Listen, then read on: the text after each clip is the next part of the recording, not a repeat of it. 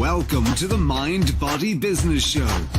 The 3 keys to your success is just moments away. Here's your host, Brian Kelly. Hello, everyone, and welcome to the Mind Body Business Show. I am so glad you could join us. Thank you for coming on. We have a wonderful, amazing, tremendous, stupendous guest coming on. Jasmin Terrany will be joining us in just a moment, I promise. But before we jump into that, the Mind Body Business Show, what is that all about? Well, first, it's mind, which is mindset. What I found was in my course of studying successful people was they had 3 traits that were common to each of them. And that was they had mastered 3 areas: the mind, the body, and business. Mind being mindset, as mentioned just a moment ago, that is having a rock solid, very positive and flexible mindset. And there are different ways to achieve that through different skill sets. And we may or may not cover some of that. I'm thinking probably we will, just because of our wonderful, amazing guest expert. And then there's body. That is about literally taking care of yourself physically. And that's by doing physical exercise. It's by also taking care of yourself with nutrition. And I like to say this because many gentlemen out there think that in order to be physically fit, they must look like a bodybuilder, like Arnold of days gone by. And that couldn't be any further from the truth, because that takes a lifestyle to achieve that kind of look. It's not about look, it's about feel. It's how are you feeling and how do you make yourself feel better? And that is just by moving, by exercising. You don't have to have 6-pack abs or bulging biceps to feel good. Just keep moving. And then nutrition, of course, eat and drink those things that serve you, that serve your mind and your body, because the mind and body are a team. And more importantly, the mind and body are your team. And if either or any member of a team is not pulling their weight, so to speak, guess what happens to the team as a whole? Well, you guessed it, it suffers a little bit. So those that are successful have mastered mind and body. And then we move into that very multifaceted concept of business. And we're talking about sales, marketing, team building, systematizing. The list goes on and on, scaling, everything that goes into building, maintaining, and growing a business. And there are many, many skill sets involved in that. And the good news is you personally don't need to master every single one. The only thing you need to do is get good at delegating and finding those who are and bringing them into your team as they become a necessity. And so that's what the Mind Body Business Show is all about. We cover areas in these topics. Sometimes we go off and talk about other additional topics. It's all about the entrepreneurial spirit and bringing you value. And I'm really excited about doing that. And so another thing that really rings true with many successful people, I know very few that don't do this, is most successful people are also quite avid readers. And with that, I'd like to segue into a really quick segment I like to affectionately call bookmarks. Bookmarks. Born to read. Bookmarks. Ready, steady, read. Bookmarks. Brought to you by reachyourpeaklibrary.com. Yes, Reach Your Peak Library. You see it right there on the screen. That is a website that I personally developed with you in mind. And by the way, while you're watching this show or listening to it afterward on a recording, be sure to just take notes. Get out a pad of paper and take down notes, or do it on your computer, tablet, your phone, whatever your preferred method is, because the magic happens in the room. And I would really not like for you to miss any nuggets that Jasmin is going to bring with her when we bring her on, which is in just moments from now.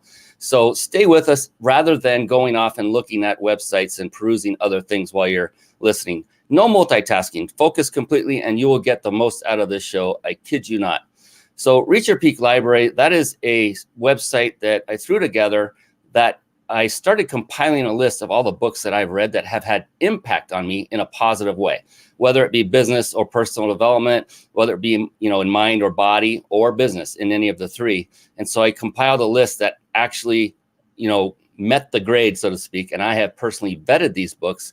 This site is there for you. You can go there. All of these go to Amazon to get your book. They just go link to an Amazon link and you can grab your book. So what I would recommend is just pick a book. The first one that jumps off the page, there's no need to go sifting through. There's 40 plus in here.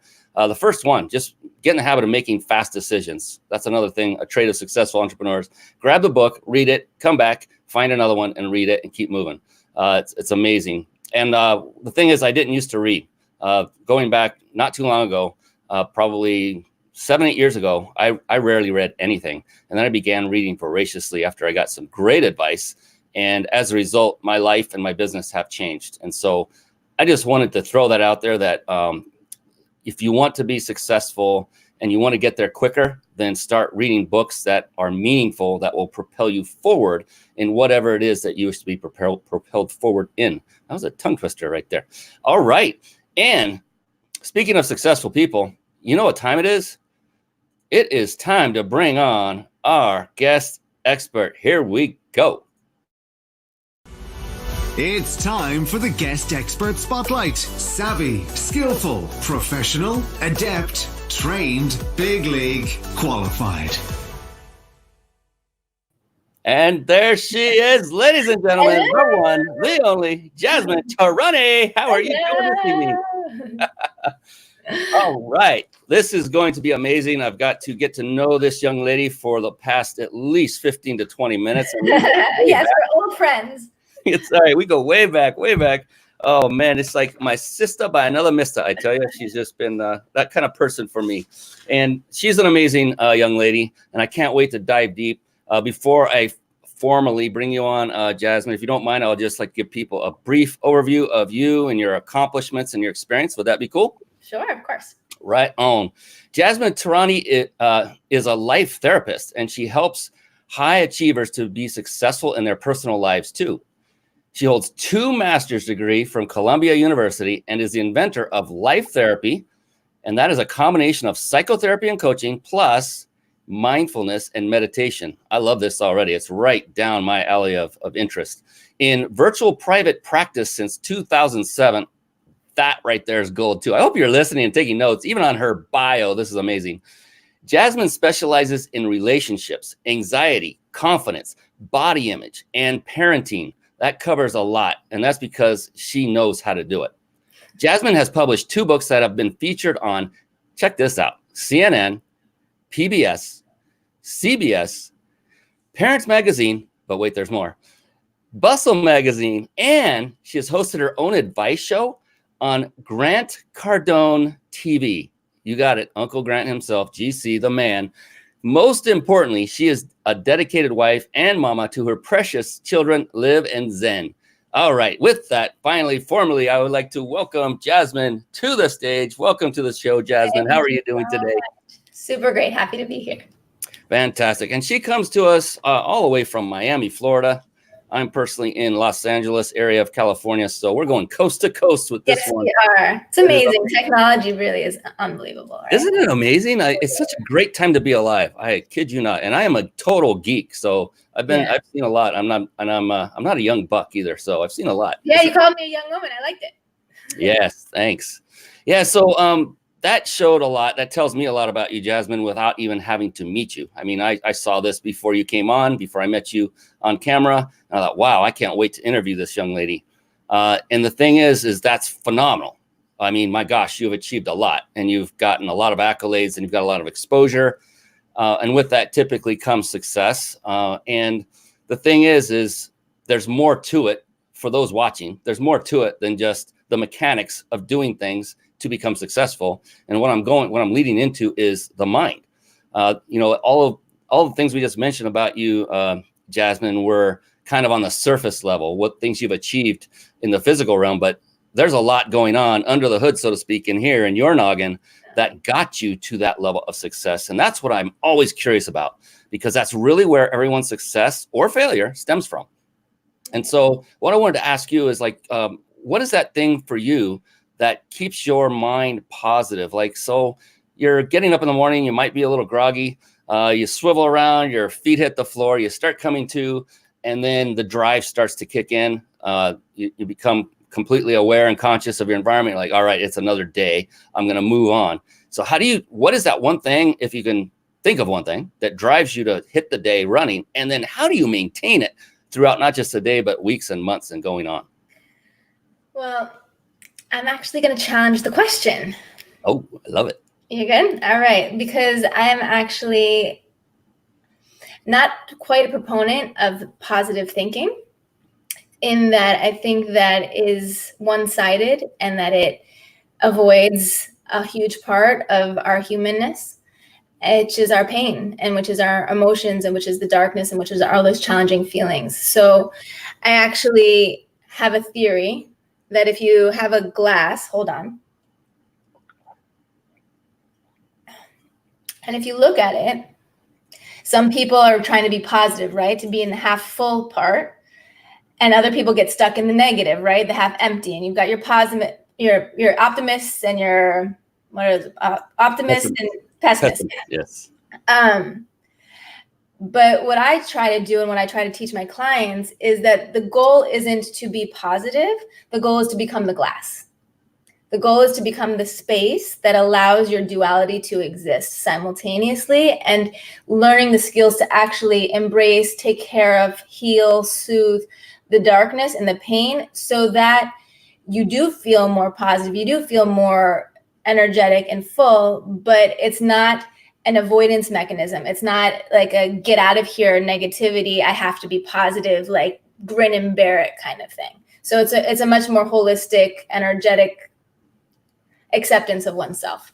I love that. I absolutely love that angle, because let's face it, there is nobody on this planet that is 100% positive all the time. No, not at all. And it's impossible. And that can create stress in its own right. If you think, oh, I'm not positive enough, I'm going through a bad time, that could actually have a negative effect on you to think I'm not making the grade. Well, and I think that's the point, is that, you look at the planet, and the planet it's not always a sunny day. Sometimes it's stormy. Sometimes there's a tsunami, and that's the perfection. That's the balance of it. And all of the darkness, all of the stormy weather inside of us is part of our perfection and our wholeness. And that's where the good stuff is. That's where the learning happens. That's where the growing happens. And I think that we live in a society that's really addicted to, like, gotta be go, like team no sleep, like, but there's a big pushing away and a not dealing with this whole other part of our humanness that's really beautiful and perfect and needs some attention.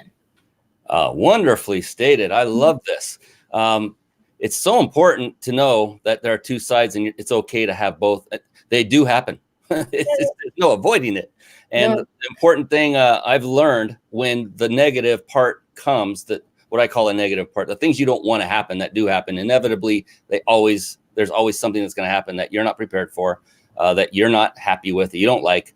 And the key is to becoming flexible and how you react to that situation. You can't avoid the situation, but you can change how you react to it. What do you think of that? Yeah, no, I agree. And I think that the idea of having not just flexible, but like a growth mindset, the idea of whatever happens is because it's for my upliftment. It's happening for me. Like, as much as it's sucks and it's painful and it's horrible, like somewhere there's a gift here. And to me, you talk about mind, body, business, but I think there's a soul component in there, like a trust that there's a bigger picture going on and that everything's happening. And if you're looking for the reasons and you're choosing to see it as such, then you have so many opportunities to evolve. Yeah, I love that. And I often say, when I hear, or I'll even say it too, like such and such happened to me, and I'd rephrase it and reframe it and say, no, that happened for me. Yeah, exactly. I didn't care for it, but it's there for a reason. I'm going to learn something from it. Right. And so totally relate with all of this. It's obvious to me, at least looking at you on the screen, that you are physically fit. You look like you've got it all put together, and that's and that's amazing. And, being a mom yourself, I know that can be a difficult thing, especially I think women are amazing. You are all amazing. I have no idea how you do what you do. It's crazy. It's a lot. Women are really superheroes. No, you are. Yeah. I agree. Yeah. No argument at all here. I have a wife. She bore two of our children. We raised them. She raised them, really. Let's be honest. Yeah. They're 25 and 23 at the time of this. Yeah. Why do you call me young? I didn't expect you to be having 20-something-year-old children. Oh, yeah. Yeah. Oh, I love them. Oh, my gosh. So blessed. But, to juggle that and a career, and then, just to have kids and keep the household in order if that's what part of your duties are. That's just a huge undertaking, a lot of stress. So kudos to you for doing that, for bringing children into the world and taking care of them and sustaining a successful entrepreneur-based business. It's phenomenal. It's massive props to you. Thank you. I mean, it's not by accident.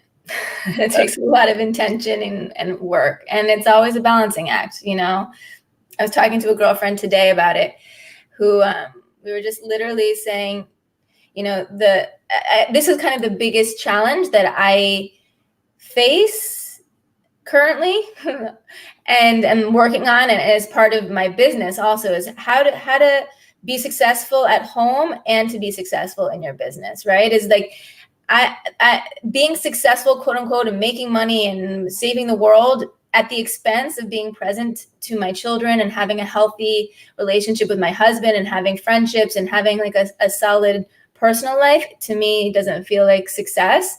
And so my real goal for myself and everybody that I support is how to be successful at home too, right? How to actually make your home life, your relationships, the connections and your presence and the quality of your world as good as it can be. Yeah, it's like, what is success at business worth if you don't have it at home? Exactly. It's not worth me.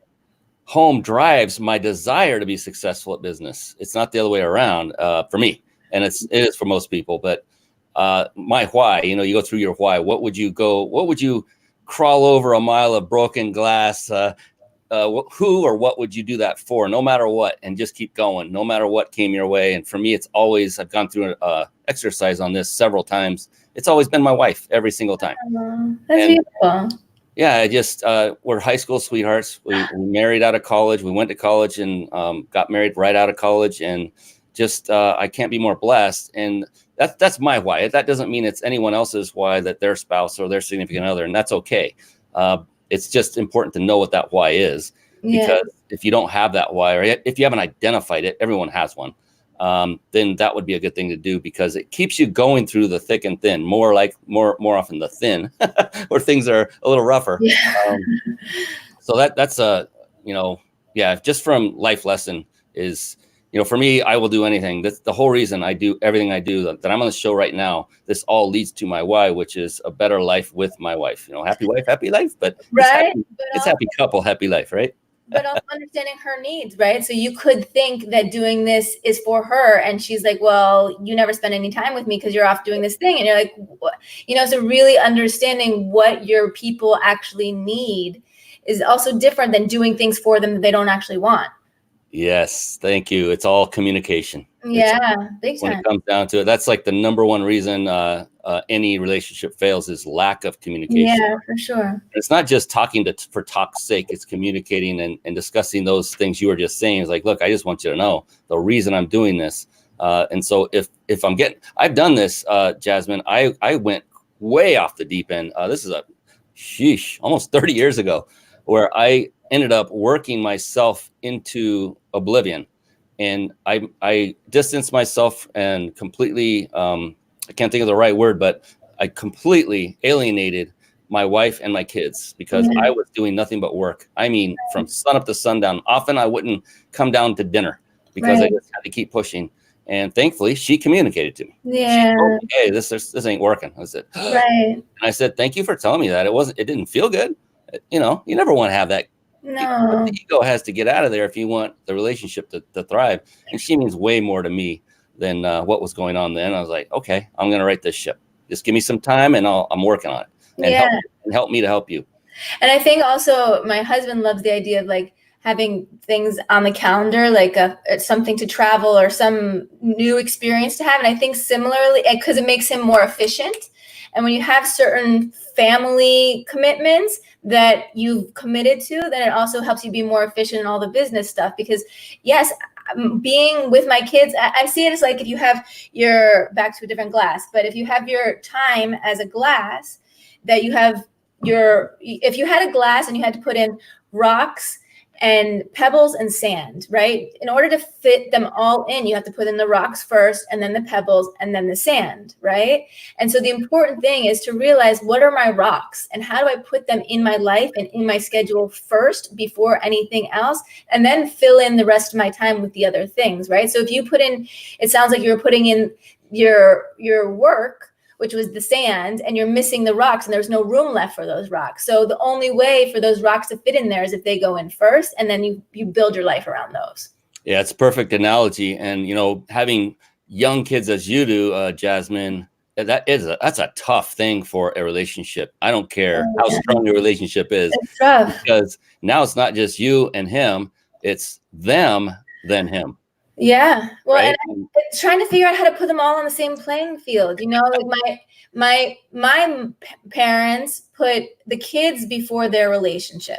So I think their relationship suffered because they put us first, and they did that because my mom's parents put the parents before the kids. So she always felt like she was second class citizens to her parents. So she didn't want us to feel that way. So she put us before their relationship. So like, as the third generation of witnessing this, I'm trying to figure out, how do I make my husband feel as important as I'm trying to make my kids feel? And it's a lot of work, and it takes real intention to have to put that all in your calendar. Yeah, it does. There's no doubt about it. You know, having been through it myself, and, you know, being the man, and the woman just has that special tight bond with the kids that is, you know, you carried them. You're in their body. I mean, come on, that's awesome. And then when they are now part of the world, and we see the wife spending time, it could be any amount of time with them. Before, there was no them, and it was all the time was spent with me. Now you're thinking, well, hey, I'm not too cool with this, all this. I love that. I'm so happy to have the child, but no, because you're missing your woman, you're missing your best friend, and she doesn't have, and she's annoyed at you, and she doesn't want to touch you because she's been touching, people are touching her all day. Like, get off me! I don't need anybody touching me. You know. Yeah. I did a like an advice video on this one, but this idea of how to essentially clarify, like, the reason that dating was so much easier than being married or married with children is because you also had time for yourself. Oh. And understanding, like, at the end of the day, one of our biggest challenges is, at the end of the day, I kind of need like a half hour to do some things for myself, get on the computer, like deal with like loose ends. And he's like sitting around waiting for me to come hang out with him. And to me, it's annoying because I'm not ready for you yet, you know? And so we've just even recently established, like, don't expect me to be available to you until I get this half hour of this time for myself, you know, and understanding, because when you're looking for somebody who's not available to you, it creates a lot of conflict. Yeah, and that's really good that you set that guideline up. I think it was Men Are From Mars, Women Are From Venus, the book about the man cave on the other side of the fence. So it's very similar to what you're saying now, is I got to have some downtime alone, and that will do nothing but help our relationship. Even though it seems like it's the opposite. It's like, why do you want to be alone? It's because I need to just to recoup and to refuel. Yeah, and I think the clearer that people are about what their actual needs are, the better they are at articulating it. I was having a client the other day who was like, I don't want to have to tell you. I'm like, well, sorry, you know, like, I don't have to tell me, but tell his partner. But sorry, you know, like, if you want somebody, they can't read your mind, and you can't get pissed at them for not reading your mind. You know, like, unless you're able to articulate it, then you can't expect them to know. That's right. And like we said in the beginning, it's all about communication, you know, and it's effective communication would be a better way to say it, is to ensure that whatever message you are trying to portray actually was received as the way you wanted it to get out. Because oftentimes we'll say one thing and we know what we mean, and they're going to hear something completely different. And you're like, hey, I just said, no, you didn't. You said, I said, no, I didn't. Anyway. I like to think of it, before we switch out, I like to think of it as like a communication as a bridge, that you're both on one side of the other, two different sides of the bridge. And oftentimes people are like throwing like coins from the opposite sides of the bridge, saying, well, this is what I'm saying, this is what I'm saying. And the idea of real communication and effective communication is to go to their side of the bridge, hang out with them on their side of the bridge, and make sure you understand and make sure that they feel understood, and then invite them. Would you like to come over to see my perspective now? You don't give your perspective until they feel understood. And if you have two people who are focusing on understanding, more than trying to be understood, then it starts to work, because both people are being generous and both people want to actually understand each other. Yeah, I like that. And that's like taking responsibility for the communication to be effective. And, something I learned in business circles that bridges over to relationships, because look, when it gets down to it, what is business? It's a relationship. Yeah. Exactly. There's really not a lot of difference. No. And the cool thing is, if you take ownership, if you are at cause for the conversation, and if you take responsibility, say it's my responsibility for that person to understand what I'm saying, and it's my responsibility to listen and understand what they are saying. And if there is a miss, it's my problem. Yeah, if there's something wrong, then it's up to me to figure it out. And if everyone were to do that just a little bit, then things would be a lot easier. And I found that was very effective leading my team. Yeah. Many times I'd give what I thought were detailed instructions and step by step, and then they'd come back with a different result. And I go, okay, I missed something somewhere. I never go, what the heck are you doing? I just told you. It's like, or I'll say, okay, where did I go wrong? What did I miss? What detail am I missing? Because I want to improve. And then I'll create a training video that hits all the points, and we'll never have to do that again. My husband loves the term clarify and verify. I don't know where he got that from, but you clarify that it's understood, and then you verify that it was done, so that you're always getting on the same wavelength. That's very cool. You guys make a great team, I tell you. I haven't even met them, but I can tell you guys are an awesome team. You're the best. Yeah, that's phenomenal. Just even that you're just saying that. Not all women do that, and will hold their guy up high on a pedestal. That's awesome. Yeah, that's a important skill, I think, in general, is to not emasculate your man, and to understand that in order for him to be your hero, you have to let him and encourage him, because otherwise, if you're always emasculating him and bringing him down, then you're not going to get the guy that you want. And that goes both ways. And I want to talk to the men about that. And specifically when your woman isn't in the huddle, so to speak, and it's a bunch of guys. I can't tell you how many times I've been in those situations, going decades back up till recently, where the guys would be doing that and talking mess about their woman in front of other men. Funny, Yeah. And I would never engage. I'm looking at him going, do you love her? Right. Why would you say anything about her like this outside of your house? If you have something that you got a problem, and they're doing it to make a joke and to get a laugh, but no, so not at the expense. I'm like, man, no way. I mean, no, I'm not going to do that. No, that's ridiculous. I think we also, as a society, are in the habit, like, we want to connect with other people, and people gossip and people do the drama thing, and then did you hear, and blah, blah, because they want to make a connection with the person that they're talking to. So by saying something bad about somebody else, you and I get to feel closer. And it takes a real skill set and a real intention to find a way to connect with another person that doesn't involve anybody else or any other topics or anything, but as an actual sharing of oneself with another person, versus having it to be about something else or another topic that we both agree on. Yeah, that's fantastic advice. It's just focusing on the other individual and nothing else. Just, man, how are you? Yeah, and mean it, right? And mean it. Sincerely. How's it going? I don't care. I don't care. I don't hear what you said. It's just to open up the conversation so I can tell you about Joe and Fred and Mary. Right.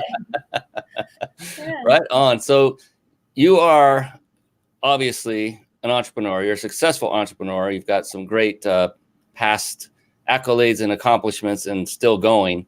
And so I know that, you've reached this great level of success. So now everything's on autopilot, right? And you just get to hang out in your hammock in Miami somewhere with your umbrella drink, and then just take the sales calls as they come rolling in, and another one's closed. Let's go to the next, right? It's that easy, huh? Obviously, yes. No, yes, we all know it's not. And it just gets, people think they'll hire you, elevate in that realm of whatever you call success. But as your company grows, as your business grows, you're making more money, you're scaling, you're serving more people. A lot of people think it gets easier as you go, and it could be nothing could be farther from the truth. It gets more difficult. You become more flexible. You're able to handle those events because you've grown into it over time. And so for you, being a family woman, Jasmin, I can only imagine going through that and still now on the rise and going up, how does that, affect your family life, being an entrepreneur? How do you juggle that?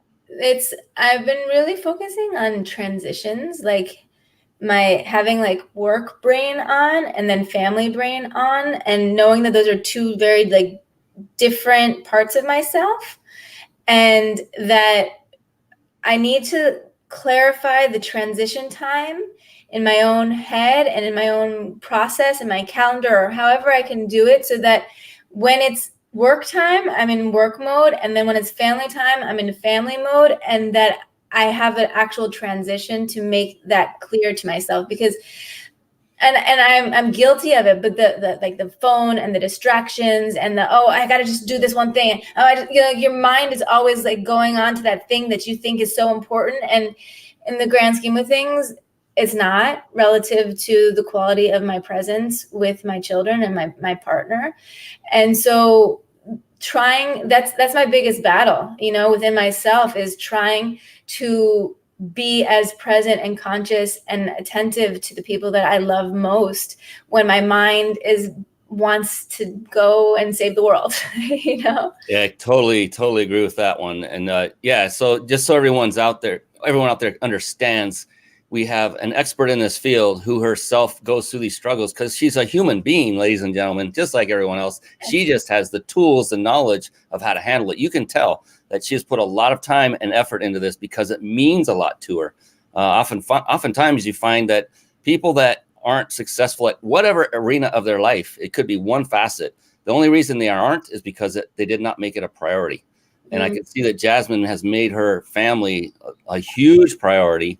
And that's why she's not only a successful wife and mom, but also a business person as well. So she's got it all. She's got it all. I think that's the point. And that's what I have to practice what I preach, right? Is that I help my primary clientele are high achievers, people who are super successful professionally. And I help them be successful in their personal lives, because it's two different parts of yourself, right? It's to be successful professionally. It's your mind, it's logic, it's goals, it's focus, it's like pushing, and it's like organizing, and all these kind of like rigid and going, maybe not rigid, you want to be flexible, but there's like, it's all logic driven and mind and a little masculine energy. Whereas the personal life is a completely different side of yourself. And if you've been successful professionally, using those skills personally doesn't often work, because it's a different skill set. So it's bringing in that softer side, that emotional side, the spiritual side, that openness and the sharing and the breathing and the real connecting, which is different. And so when you're so used to being on, turning that off and like putting on a different hat and being in a different part of yourself takes work and effort and clarity. Absolutely. And I really honed in on what you said in the beginning of that, was practice what you preach. You have to practice. If you're a psychotherapist, as Jasmin is, you've got to have your mind in order, and the skills and skill sets that she has learned, she puts into practice for herself, on herself, and her family. And it's funny you say that, because I wanted to plead to all entrepreneurs out there to do the same thing, and that is to practice what you preach. What do you do? Well, I am a digital ad expert. I know how to grow Facebook following on my pages to 20,000 in 6 months. Great. What's your page? Right? You go look and you see 225. I'm like, wait a minute. Right. Why would I go? So I've just seen that so much, Jasmin. I wanted to throw that out there. And I do think that's kind of the biggest challenge this day and age, is that we've all got our social media image of who we are, and we've all got like the idea of who we are. And I was thinking about this yesterday. It's like, I don't have anybody with a camera watching me talk to my children or have a conversation with my husband or what's going on at home. And so it's so much easier to let that be less ideal. right? But ultimately, like, you have to be your own camera. I've been thinking a lot about this idea, like with my kids. You know how sometimes you see parents with their kids and you kind of just feel bad for their kids for whatever reason, like the parents on the phone, or the way that they talk to them, or like some variation of, like, you see something and you see that that kid is suffering in some way because their parents not aware of them. Yeah.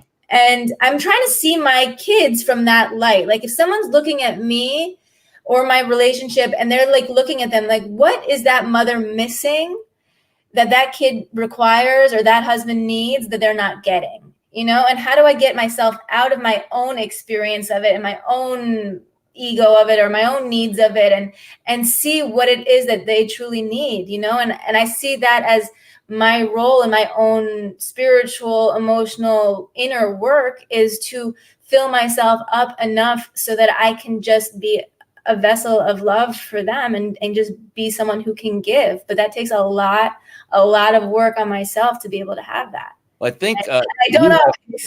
You have a trait that is common amongst successful entrepreneurs, and that is you look first to serve others. It doesn't mean you're neglecting yourself. That's not what I mean by that. But you are looking to serve others at all times, and that includes your family. And that's how one becomes successful in my personal opinion, in entrepreneurship and in relationship, is to think more about the other side versus yourself all the time. Instead of what I need.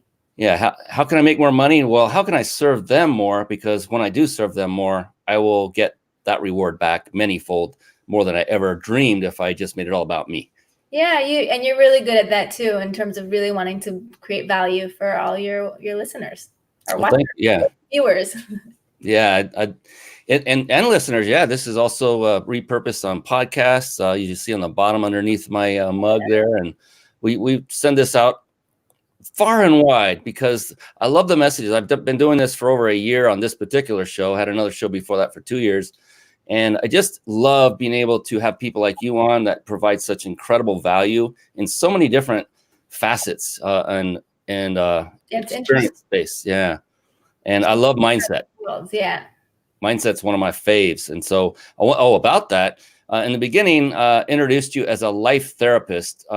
I'm not sure I'm familiar with that term. What is a life therapist, and what tell me about you and your business and what you do, and sure. what a life therapist is. Yeah. So I invented the terminology of life therapy, which essentially combines traditional psychotherapy and coaching with more Eastern practices like mindfulness and meditation. And so the psychotherapy part is really about understanding, like, your mind, right? It's all about the mind and feelings, but it's the understanding of why I think and feel the way that I do. And the coaching is getting clear of where do I want to go? How do I want to get there? And then the spirituality part, the mindfulness and the meditation, is actually developing the tools and the skills to attend to whatever's going on inside of you. I'm a firm believer that if you can handle your feelings, you can handle anything, because our life is essentially it's all of our reactions to our situations. Unless there's a bomb dropping on your head and you're really in like a serious situation, most of our challenges are that there's situations and then we have reactions to them. And if we can't handle our reactions, we can't handle our feelings, then everything's harder. But if we can handle ourselves, then relationships get easier and situations get easier and communication gets easier. Everything becomes easier because you can handle what's going on inside yourself. Yeah, I love that. And handling your feelings, another word is emotions, right? And the more you can react, it's how you react to your emotions and control them, especially if it's on the other side, the anger or the guilt or the sadness part of the emotion. But I'm going to stop you. But the control is the problem, right? Because you think you can control them. Ultimately, it's learning how to become a loving parent to your pain. It's learning how to take care of them and love them and soothe them and be kind to them so that you can release them in like a deep, true way, instead of just controlling them and like putting a top on a pot that's going to boil over. That's a temporary solution, right? So the idea is to do the deeper work, which is to really get to the core and find solutions to actually learn how to release. Sorry. No, please. You're the expert in this arena. I love it. I love to learn. And that's another thing I often teach, even to my team, is the faster you can throw your ego aside, the Yeah. quicker you are going to advance. And, you know, I'm a guy, and guys are typically egotistical, more so than women. I would, just from life experience, that's where all the place that's coming from. And for me, it was, you know, I was always competitive in sports, and, you know, the ego could always get in the way. I can do this, I can do that, I can do anything I want. I got this, you know, all that stuff. Right. And I learned by learning from a mentor of mine how to release that and get rid of my ego, and still work on it to this day. But the more I do that and back away and say it's okay to let someone else shine, I don't need to be the end all be all. Like, we want to save the world. That's it. The guys want to save the world, especially when it comes to their woman. We just want to be everything to them. But it's another fine. You got to just step back, allow others to take care of things. You don't have to do everything, and you'll be liberated beyond your wildest dreams, because and you don't have to know everything. I think there's something really powerful in not wanting to be the smartest person in the room. It's like, if I'm the smartest person in the room, I'm in the wrong room, because why would I want that? You know, I want to be around people who I can learn from and who I can grow from and who can make me evolve.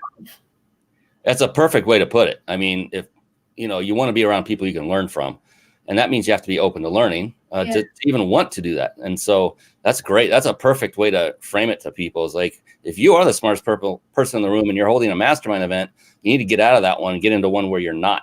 Right. And learn from other people who have succeeded higher at whatever your definition of success is that you wish to strive to. Find somebody who has what you want. Well, and I think that's interesting also too, is because sometimes, you know, some people are jack of all trades. Some people are really good in one or two specific areas, and understanding that I might be particularly confident in one area, but it doesn't mean that I'm confident in every area. And sometimes that can be uncomfortable, because we'll only stick into the area that we're really good at, and we naturally gravitate towards, and we want to keep getting stronger and stronger in that area. And so it's like it's an interesting dance versus of the idea of furthering your expertise and like really staying in your lane, versus the interest in going into other lanes and being a beginner and not knowing anything and having that humility to not have a clue. Yeah, I like to call that one the comfort zone. It's, you know, wanting to stick in the comfort zone. And that's the other thing for everyone watching and listening. If you've never heard anything about that, is, you know, the power of getting out of your comfort zone, not just once or twice, but constantly, continually, every single day, as many times as you can, and do things that you're not comfortable doing, but you know will have some positive effect on you moving forward. So it's not just to do it to be uncomfortable. That's going to be sure about that, but it's something that you know is going to propel you further forward rather than backward, because it's like, you know, it's do something even when it's out of your comfort zone. Because if you're in a ship and you're in the water and you're not moving, can you steer it? Can you change course? The answer is no for anyone that's asking that question, because there's no way to steer it. You're not moving. But if you're moving, you could be moving in the wrong direction when you first start out. And often you will be, because of how you parked or how you came up into the harbor, etc. But then when you start moving, once you're moving, can you then change directions of that ship and right it and turn it toward your end goal, your end result, your destination? Answer is yes. And you might waver back and forth here and to and fro as you get there, but ultimately you can keep steering it as long as you're moving. And the only way you can move is taking action and getting out of your comfort zone, in my humble opinion. Which isn't easy to do. I'm not great at it. I'm working on it. You used to not be great at it, didn't you? Yeah. Not great at it yet. That's right. That's right. Fantastic. My goodness. This is phenomenal. So a lot of entrepreneurs, I was one of them, we're talking about emotions, and that's why I wanted to bring this up. Emotions, one of the most gripping, powerful emotions that will keep a person from getting to the other side, which means to that side of success, toward their success, is the emotion known as fear. And so another way I like to frame fear for the purpose of this discussion is hesitance, resistance, not the like Halloween type fear, because we're coming up on Halloween, but the fear of, you know, failure, the fear of what people will think of me, those little fears that cause the hesitations and resistance from us going forward. In light of that kind of fear, what would you say, Jasmin, is your greatest fear to date? And then how do you manage it? It's a good question. I think the fear that I grapple with most these days, there's a few. One is like letting my ego lead my decisions and getting caught up in kind of significance, versus like real, true soul calling and distinguishing the difference between those. Another one is the fear. I mean, I think that it's a woman fear, but the fear of,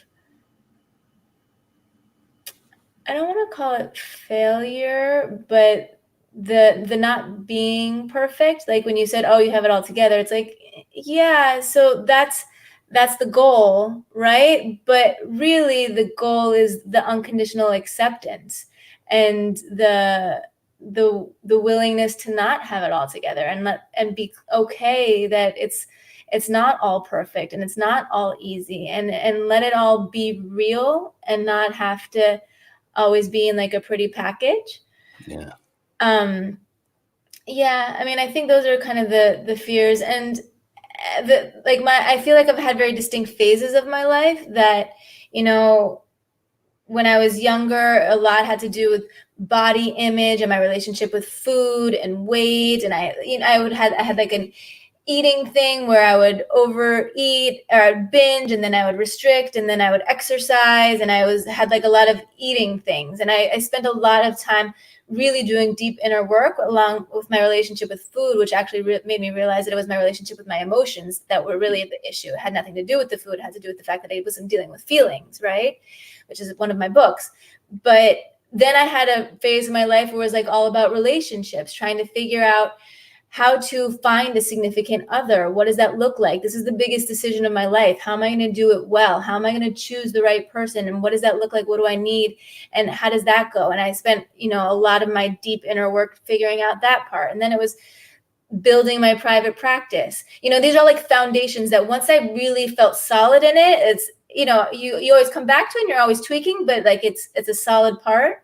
And so then it was my private practice, and how do I, you know, build a private practice and bring in my clients and what have you. And then it became like being a parent, right? And now all of these things are still like building on themselves. And I'm obviously still, my kids are still young. And so, but there's this kind of dance between being a parent and then this other kind of calling in me to really contribute to the world in like in a real way, and to feel like I'm adding value and essentially raising the vibration of consciousness on the planet, you know, like that's what my soul is telling me I'm supposed to be doing, which I'm always feeling like I'm not doing anything when I'm sitting at home, like reading books with my kids, because there's a part of me that's telling me I'm supposed to be doing this other thing, you know? And so I think a big fear is like, can I do both? Can I really do this parenting thing and do it well, but also have the time, energy, bandwidth to be able to listen to what my soul is telling me I'm supposed to be doing, you know? So that's my challenge currently. I love it. And, you know, it's like you basically said, this is exactly what the journey of a human being is like, and then wrapped it up as, and this is how business works as well. You have to, you know, it's a journey. It's not a sprint. No. To me, there's no finish line. And I hope there isn't. Because to me, if I were to cross the finish line and snap the tape, and that was the end of the race, then what is there left to look forward to? Right. In my mind, I'm like, gosh, that's it. I'm done. I'm just, I can't. And moment too. It's those like, it's shifting the expectations about like, it's not about how many or how vast or how big. Like one of my favorite Instagram people that I follow has like 220 followers. She's like not a big deal, but she's so real and authentic and adds so much value. And you can tell that she's doing it just for the one person that it's going to resonate with. You know, the other day, a girl in my kid's class texted me like, oh, she took a picture of my book and sent it to me in like a text. And she's like, is this you? I was like, yeah. She's like, me and my husband read your book every night before bed. I didn't know this was you. I was like, oh my God. It's just like that one moment to realize like, you know, it's not about the changing the world and some huge scale thing. It's more about really appreciating those moments where you're connecting with people. Right. And it does truly happen one person at a time. You know, and that's how people grow to change the lives of more on a bigger scale, is starting out with one at a time and then going back to it on occasion, because, you know, it's all about the human connection and just making life better for others. And that's great to hear about, you know, people. That is, in my opinion, the way to grow your social media following, if that's one of your desires, is that is to be authentic and go after changing one person's life at a time. Whoever happens to be watching out of 200 people, I hope it helps you, you know, and just have that with your intention and your mindset. And then you feel it's more easy to feel successful, right? Because then your bar for success of how you're determining what makes you feel successful that day is, you know, having some sincere giving in the moment, or something of that nature, something small that you can actually do.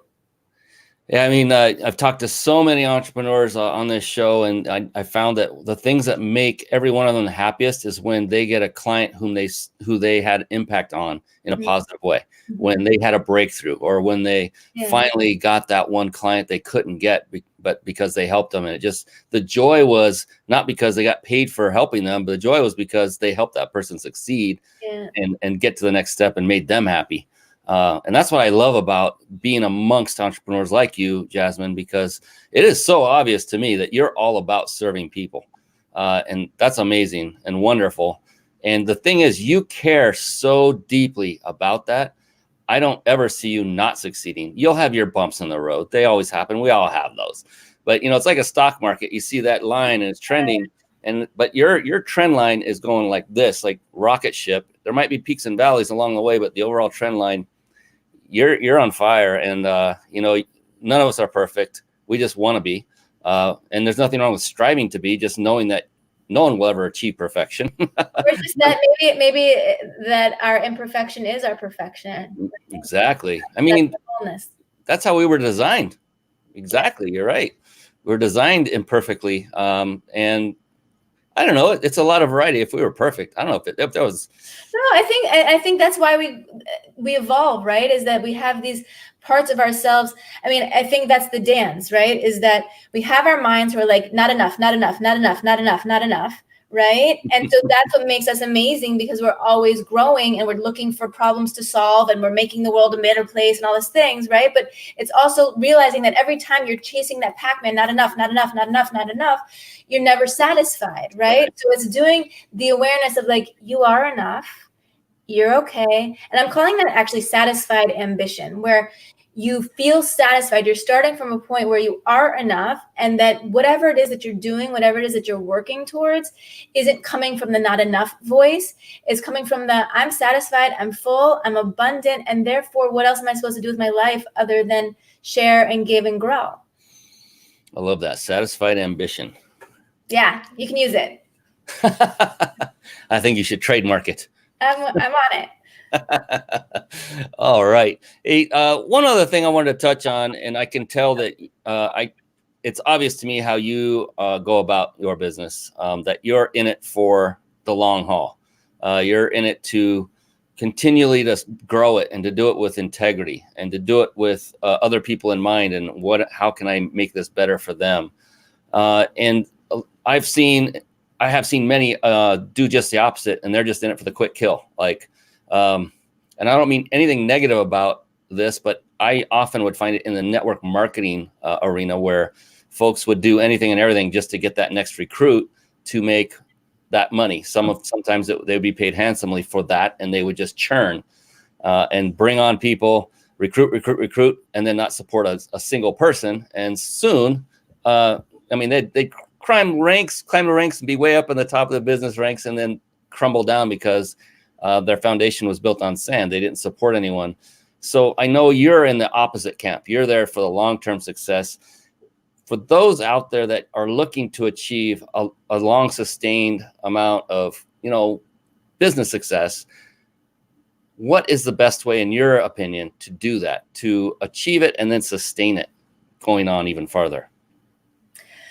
I actually just watched this thing with Simon Sinek. I saw one of your books in your book thing. I just watched an interview with him, and I really liked it. He's mentioned how he happened to speak at 2 different events, one for Apple and one for Microsoft within the same time frame. And he said how one thing that he noticed was that Microsoft, the whole topic was how to beat Apple, what are they doing? How are we going to beat them? And Apple's whole thing was, how do we innovate? How do we serve our people? How do we grow? And they had nothing to do with Microsoft. And it wasn't about the bottom line, and it wasn't about proving anything. It was all about how can we grow and give. And I think that ultimately, to feel like anything is worth doing, you have to have, I guess, your why, which would probably be back to his book, but to really understand that it's a long-term journey, and that we're always growing and we're always evolving, and that we're always in process. Like, we're never done. And so the idea that once I get there, then I will have arrived doesn't happen, because we always have that mind that's like, not enough, right? So the idea is, how do I get really comfortable in the process where I am, and to focus that moment and that experience and my satisfaction and the value that I'm bringing. And I think one of the ways to help people to wrap their minds around that, at least it works for me, is to set smaller goals in front of you. And then when you achieve them, celebrate them. And then what's the next goal? And then move to that one. I've seen my own mentor. I watched as he grew his business and literally changed the entire direction of it. But it grew because he kept changing. He reached a goal and then said, well, there's this opportunity, and I'm now ready for it. Before I wasn't, because now I have the skills because I grew. And it's just an never ending growth cycle. And that's what I love about it. It's never boring. That is for sure. Man, I'll tell you the things that happen. Today I celebrated what I call a success with my wife. And it was other people might think it's a small success, but celebrate the little victories as you go and live in the moment. Like Jasmin is so eloquently saying to you, much better than I am. And just enjoy life. I'm 55 now, and looking back, I don't look back and go, I wasted all those years because I was so not in the moment. I don't look at it that way. I look at it as that was my life experience that taught me to get to where I am now, where I am very happy with where I am. And that's, it's good now. Oh man, I'm happy. The kids are out of the house, Jasmin. This is one step. You're going to love raising them all the way through. You're going to love every minute of it. And then when that day comes and they leave the nest, you'll cry. I cried when they went to college. I'm a grown man and I was crying my eyes out. And then, but then when I got home and realized they're out of the nest, I get my wife back. Yeah. Oh my gosh. I did backflips of joy, and I have been doing since. We're traveling together. We're going on a cruise soon, and I get to have her to myself again, which it may seem like a self-indulgent, but you missed her. Yeah, you get your wife and your own life. It's definitely, as amazing as it is to be a parent, it's a sacrifice for what you want. Definitely what you want doesn't come first anymore. Yeah, that's true. But man, it's a fun ride right now. I'll tell you, it is really fun. I love it. That's exciting. And we still, we interact with our kids. Our son, he came and stayed the weekend, this past weekend. So it's not like they're gone forever. Never. They're never gone forever in my mind. They're always going to be our kids, and we'll love them dearly and support them. But it's just having that, knowing that I have dedicated time with her. We can plan things together now. And I think also part of the entrepreneur, like the balance between the personal and professional, is that you want to keep your relationship with your significant other good enough so that once you get to that point, you still like each other. Yeah. To be building something so that when you get to that point, you have your own life and you have your own things and you have your own interests that you can put more time and energy into. I like the idea, like if you're right now I feel like my kids and my family are my forefront, and I'm like, just keep planting the seeds in my business. You know, it's like I have certain things. My private practice is my foundation. That's my bread and butter. The books, like all the books and the courses and all these things that are kind of beyond my private practice. I'm just planting the seeds, you know, and I keep watering them and keep watering them. And at some point, my kids are gonna not need me as much, and then these little things will start to grow, you know. But the idea of understanding that you don't have to be all in on everything simultaneously, that like some things take turns. I totally agree with that. It's kind of like your micro movements ultimately will create and become a macro movement. It's just it's like investing money. You know, you're putting money in the bank and it's growing because your actions, they're not just getting you farther in your business, they're training your mind as well, that you say, oh, I'm just going a step further, another step further, another step further. Then you get more confident as you see results slowly trickle in. And I emphasize slowly. Yeah, it's slowly. I remember, you know, I started doing these like advice videos, I don't know, 8 years ago or something, you know, and so then there's like 10 views and then 12 views, and then you like stop looking at it, like who cares? And then you go back and all of a sudden there's like 50,000 views. You're like, whoa, that was like 7 years ago. And how did that happen? You know, and it's just like planting those seeds and watering those seeds. Yes. And then it starts to grow, you know, and understanding that it's not, if you're searching for instant gratification, you're always going to be frustrated. Yeah, totally agree. Well, hey, we're at can you believe it? We're already. That was a lot of good stuff. Man, but there is one more question I love to ask each and every guest expert that comes on the show. And it's really cool because it's a different question. It sparks thought. Some people will have, you know, they come up with the answer right away. Others give it some thought, and either way works fine. But I like to close the show with this because it's a very unique question. And here's the thing. There is no such thing as a wrong answer, Jasmin. None. It doesn't exist. I'm not scared. It's okay. And the opposite is exactly the truth. It's the only right answer is your answer, because it really is a personal question, even though it's not that kind of personal question, if you know what I mean. So are you ready? Ready. I can't wait to hear what Jasmin has to say about this. All right. Jasmin Terrany, how do you define success?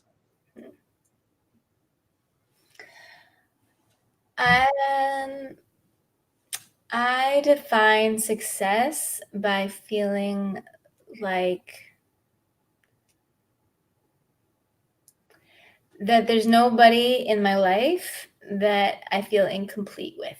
That if I were to die tomorrow, that there are loose ends, that people don't know how I feel about them, that connections are, that somewhere there's loose ends with the people that I love most. And that